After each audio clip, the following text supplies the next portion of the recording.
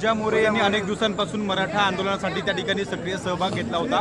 भारतीय जनता पार्टीकडनं त्यांना अधिकृत उमेदवारी माघारी घ्यावी लागली आहे। काय सांगाल या संदर्भात? त्याचे कारण बघावे लागतील।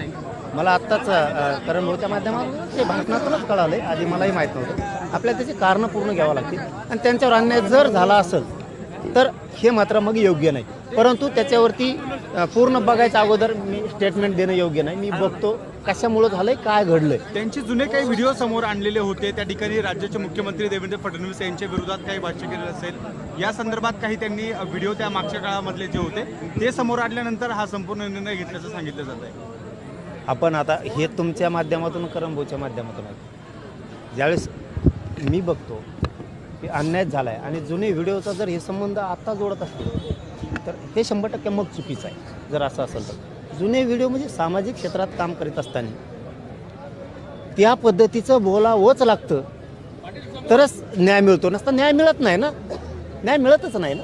आणि ते जर तुम्ही आत्ता काढणार असलात तर बाकीच्यांचे पण आहेत, मग ते बाकीच्यांचे पण आता मी काय, मला एकदा बघू दे, मग त्याच्यावरती झोड पितो मी, नंतर मी आणखी प्रत्यक्ष ते बघितलं नाही।